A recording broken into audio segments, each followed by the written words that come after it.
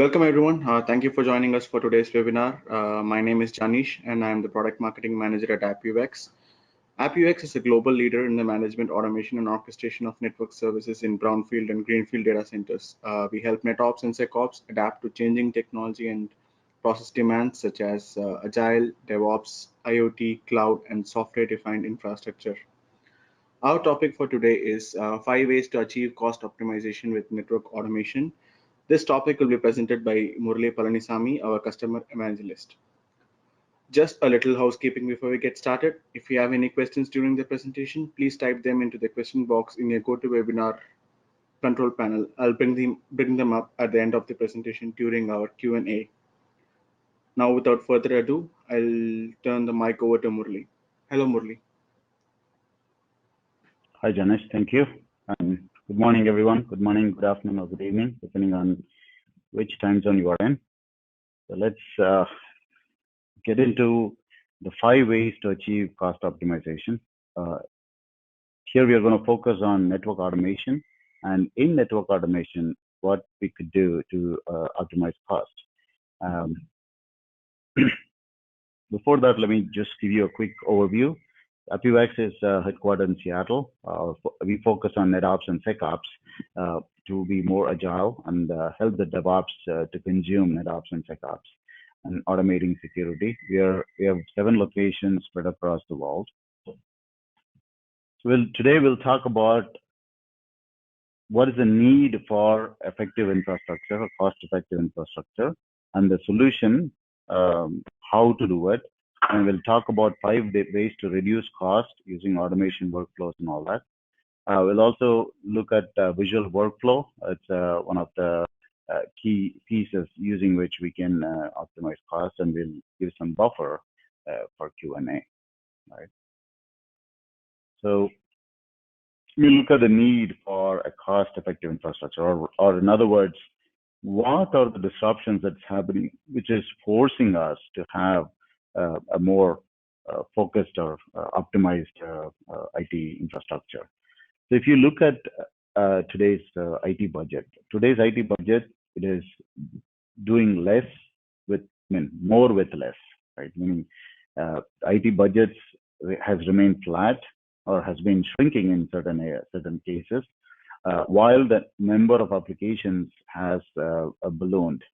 So of that, close to 13% of the IT budget goes towards network services. And with the cloud and cloud services, the internal network teams and the internal network and security teams are one of the hardly hit. In fact, they are challenged to be more agile as the cloud, because in the cloud, they don't have the challenge of a network services being delayed or anything like that, right? So there is always a challenge how to catch up to the cloud. So when we look at cost optimization, especially when we look at in the digital age and the digital transformation that is happening, cost optimization can be broadly classified into 2 categories. One is a reactive cost cutting, which is the management says you cut 15% of the cost. So that's more a reactive approach based on they compare the industry trends, they compare the similar businesses in the same area, and then the top level C-level team decides that we are paying more for similar services, and then they provide a across the board flat cut that they would define based on reactive analysis of what goes in. The other approach is more a proactive approach. Instead of looking at reactively as to how much you're spending and then cutting cost, proactively looking at your investments, or rather your current deployments, and seeing how you can optimize it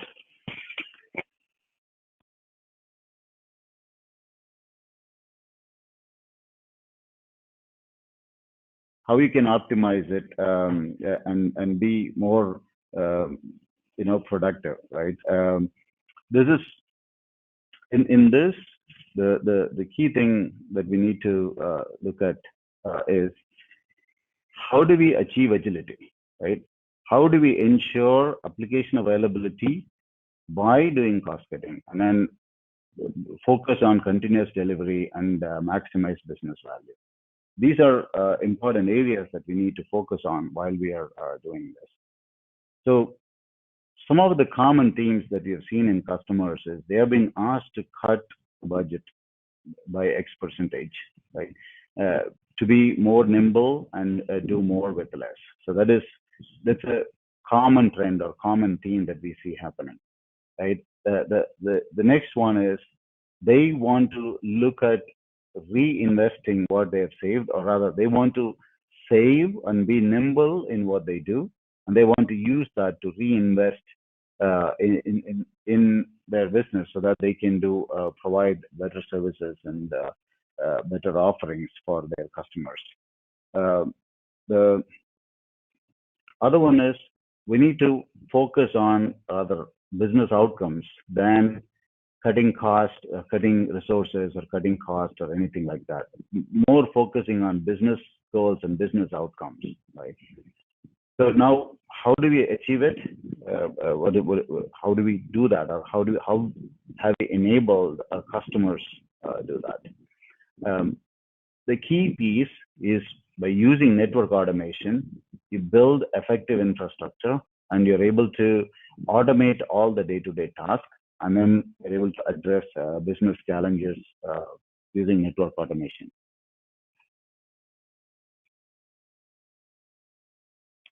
So the importance of automation workflows, again, I don't want to go into each one, but then on a broad level, what we have seen is our customers, what used to take 22 days, it has reduced from 22 days to 1 hour or same day delivery.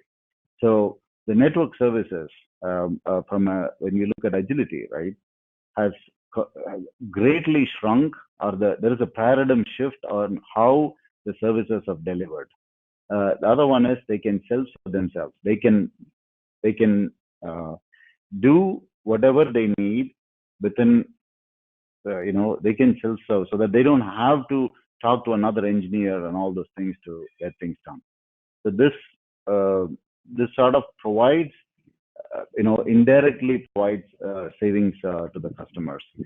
Because there are templates, because there are predefined workflows, you can define compliance, and it can be compliant to the standard approach that you have in the environment. And the whole thing can be optimized as a whole as well. So we'll talk about 5 ways to,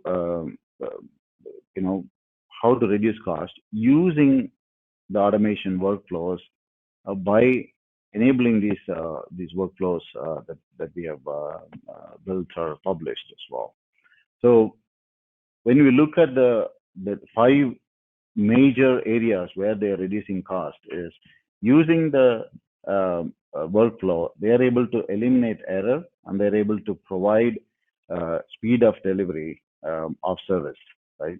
And the main thing is that what used to take, like I mentioned, 22 days, right, with manual method, where an engineer gets involved, reviews it, and then creates a design and implements it, which is more prone to error because 2 individuals can do it 2 different ways.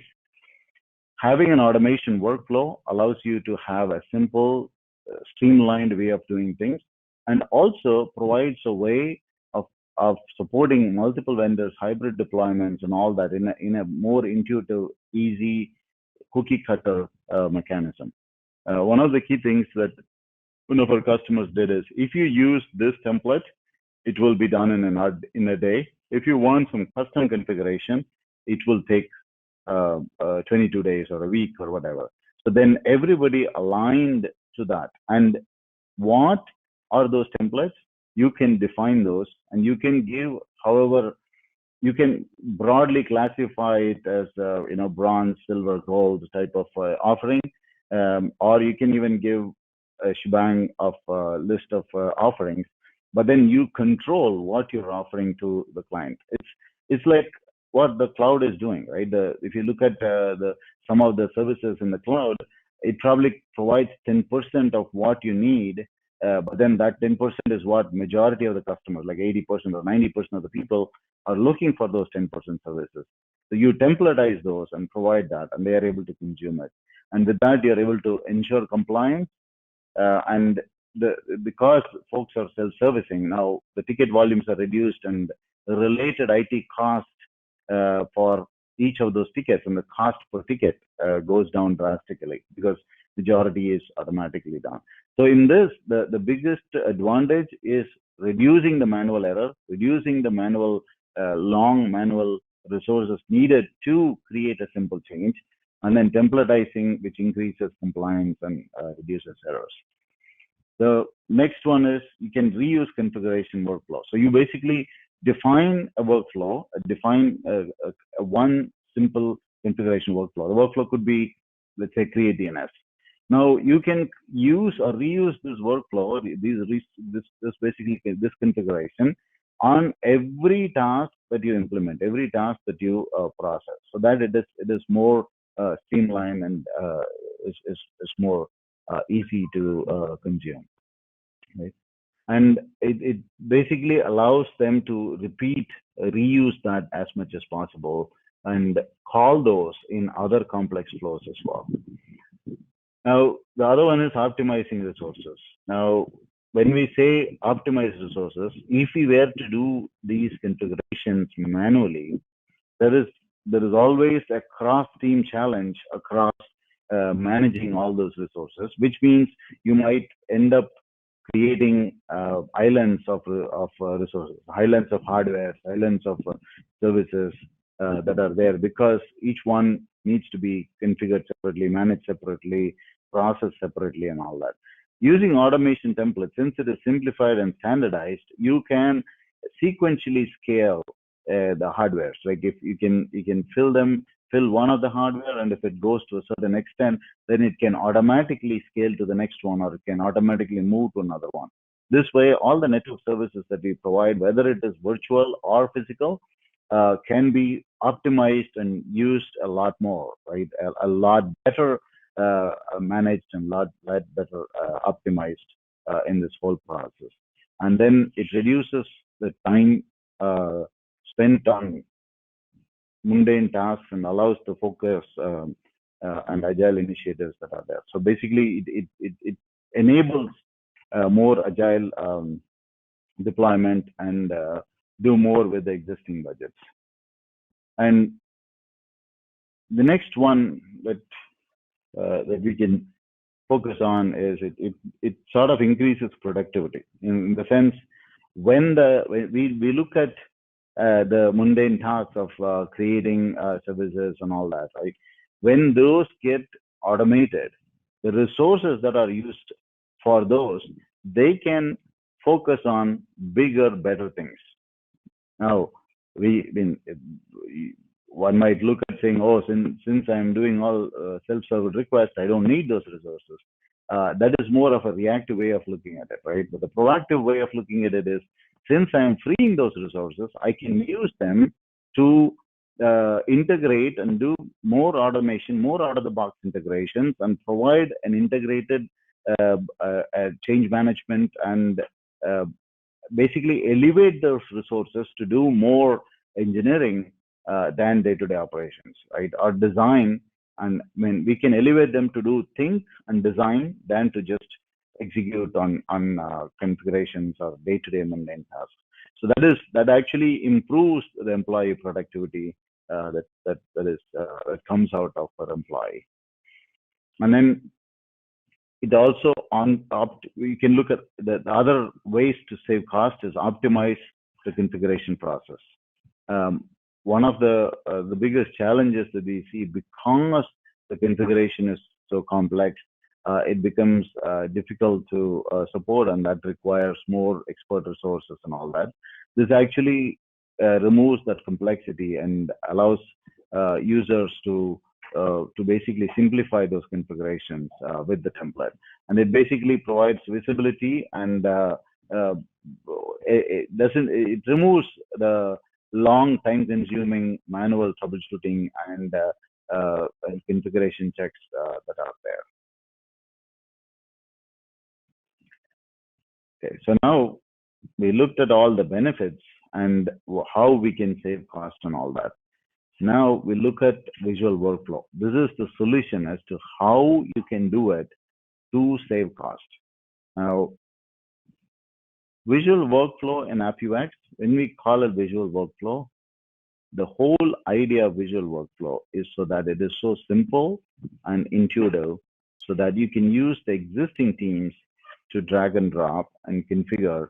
And it is more event-driven, self-serviceable, intelligent workflows. And when we say that the existing teams, the existing network teams, will be able to drag drop and make configuration changes and then set up on their own.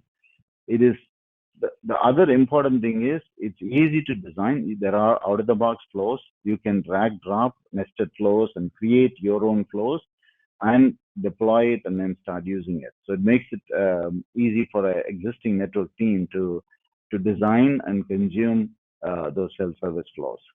And the other thing is for all the infrastructure and network services, it sort of makes it easy to integrate and service it in an integrated approach, right? When you're deploying an application, you will be able to consume it in a more involved, integrated approach, and provides again not only operational agility, which is you're able to get the services quickly and all that. From a configuration perspective, it sort of brings standardization and provides sort of flexibility in that aspect.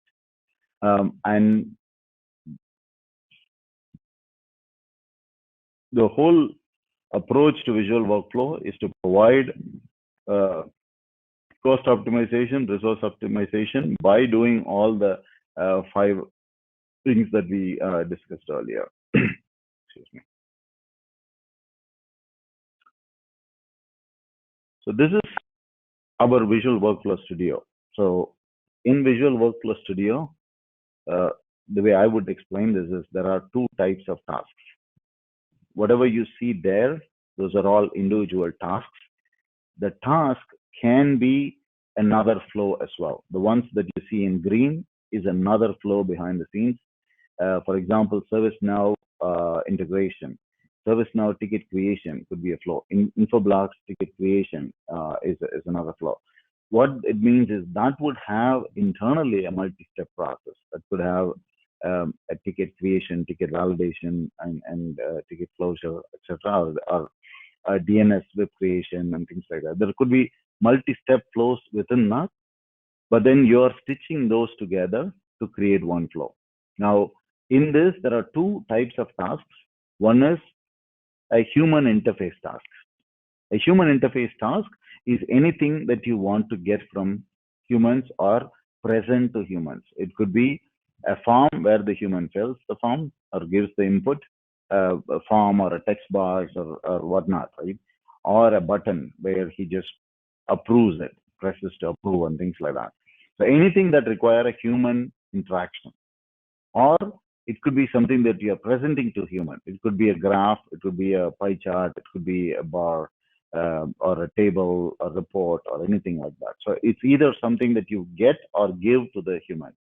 This is another type of task which involves talking to another machine. It could be an algorithm, it could be talking to another REST API or an end device, it could be anything like that.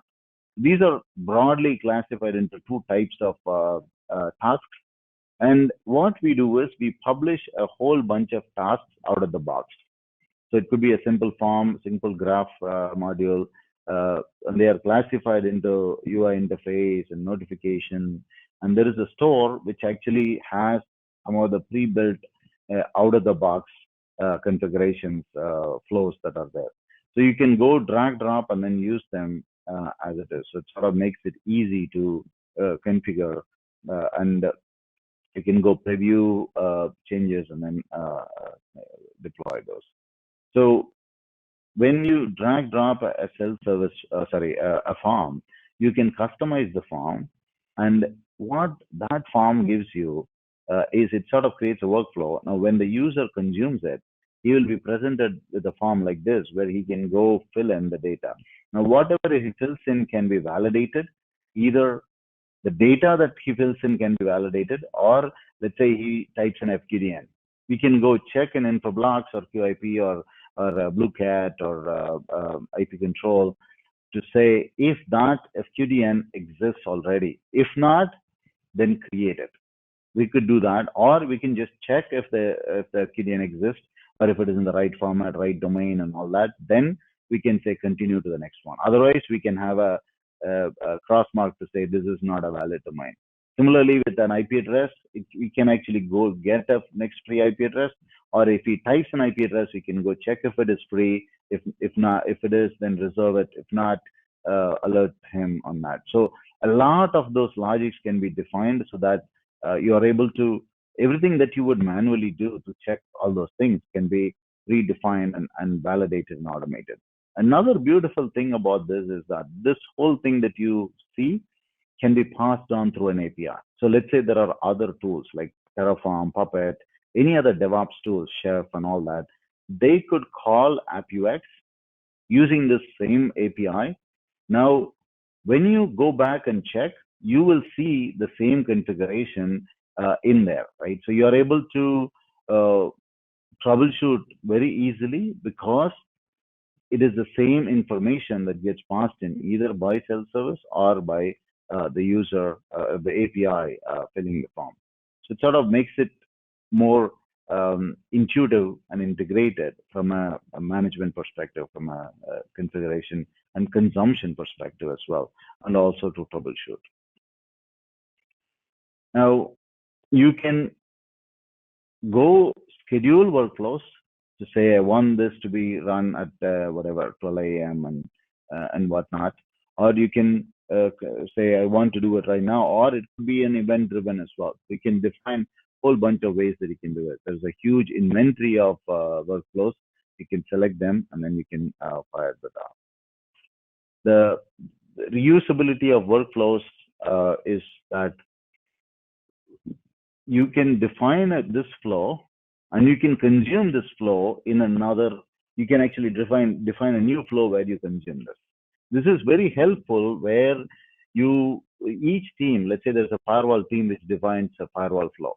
There's a DNS team which defines DNS flow. There is an ADC team which defines ADC flow. But then there is an application team which can actually integrate all these things and create one flow, which is an application flow. Or a DevOps team can create one and then use that for their pipeline deployment as well. So it sort of gives ways where you can reuse existing flows and integrate those flows into a single view. Then you get a dashboard of what all requests, what all type of requests, what all the states of those requests, all that. So you have a pretty detailed view of how each one of them are working. So it sort of gives you that capability as well. Okay, I'll stop with that, and I think I rushed through a lot of it to talk about.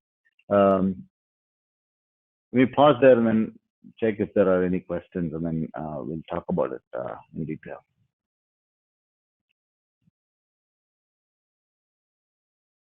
Janice, can you check if there are any questions in the chat?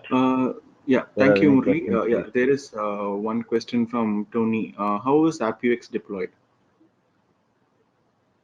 Oh, AppUX has, you can deploy AppUX in different, you have different options to deploy. We provide a virtual appliance. You can deploy it as a single node virtual appliance. It runs on Linux. You can have your own Linux flavor. So let's say you have Red Hat, you can run it as you can run on top of it as an installer. So our virtual image, we give you an OVA, basically a VM image that you can go spin off and then bring it up. Takes maybe 5 minutes to set it up and then get it up and running if it's a virtual image. If it's an installer, you just need to have all the dependent packages, the required packages, and then once it is done, you just install it and then start using it.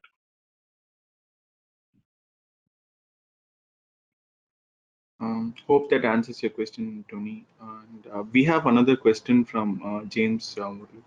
Can you speak about the type of customers that use your platform? We have pretty wide variety of customers. We have been pretty successful in the financial industry and the healthcare industry where things are regulated. And we do have customers using, from retail, service providers who are using our platform to provide to provide services to their clients. So they are using our product there. So we have past customers who offer using our product. They provide services. We have internal cloud customers using network services or network as a service. We also have customers using providing a load balancer as a service, DNS as a service, and security as a service, and all that using our platform by defining the template. So different customers use it different way, and pretty much across the board, we have a pretty wide variety of customers that we have.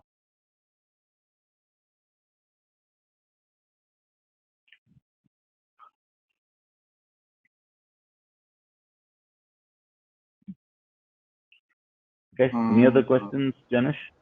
No, we don't have any more questions. Okay.